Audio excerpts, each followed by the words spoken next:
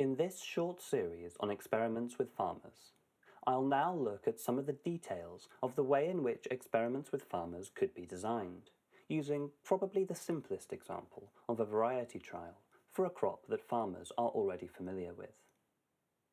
A typical researcher's variety trial looks something like this. It's likely to be laid out in a large uniform field.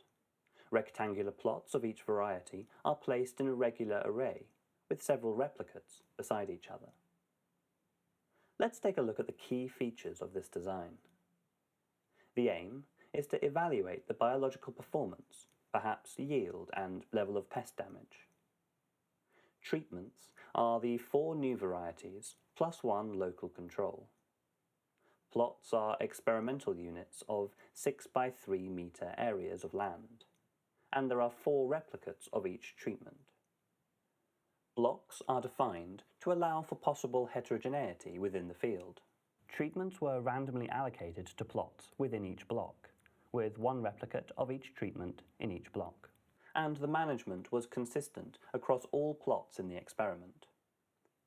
And we measured the crop yield and level of disease on each of the plots.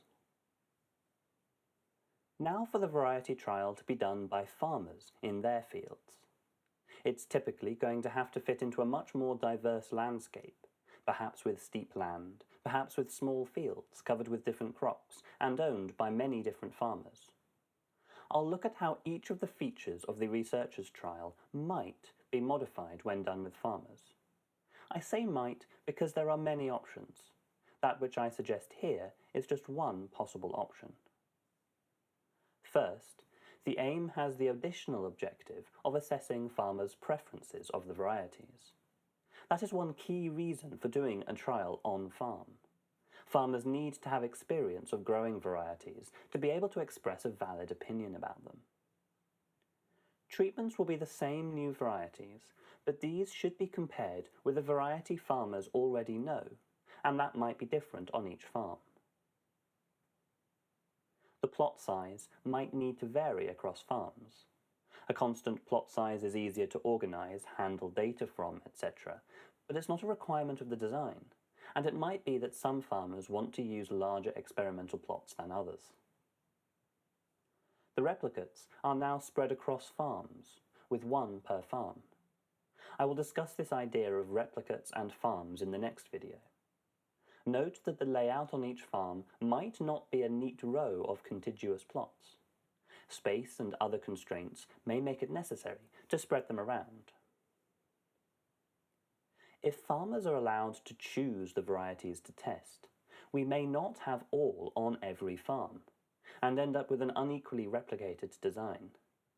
It would probably be wise to find out why farmers are choosing some and not others, particularly if there are some varieties that are very unpopular. Farmers may be considered as blocks, as performance within a farm is likely to be more similar than performance on different farms, not least because of a more uniform management within a farm. Again, I will explore this in the next video. Random allocation of varieties to plots is still a good idea. It might be hard or undesirable to have all plots managed the same across all farms. Farmers will likely do things like planting and weeding when they judge necessary, and when they are able to do it. We should, however, aim for a consistent management within a farm, and we discuss comparison of farms in future videos. On a traditional experiment, values such as yield and level of disease are measured directly by the researchers in what we hope is a consistent and sensible way. In on-farm experiments, you may wish to do the same type of measurements, or you may wish to measure these types of values in different ways, such as with farmers' preference scores. This has the benefit of adding a social component to your measurements.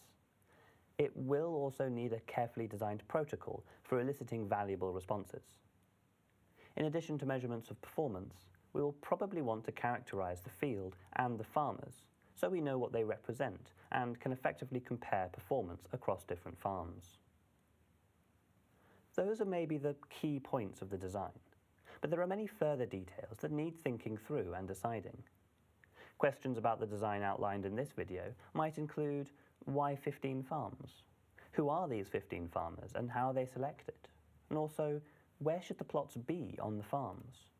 Is that a decision for the farmers, the researchers, or should it be discussed and jointly agreed? These questions and many more will require careful thought when planning. It may seem daunting, and this video cannot hope to answer all the questions you have about how to design on-farm trials. But we hope that this eye-opener will help you to realize that you are not constrained to a traditional design, and actually moving away from traditional designs will help you to adapt to the realities of participatory research and conduct better experiments for the benefit of the farmers and for your research.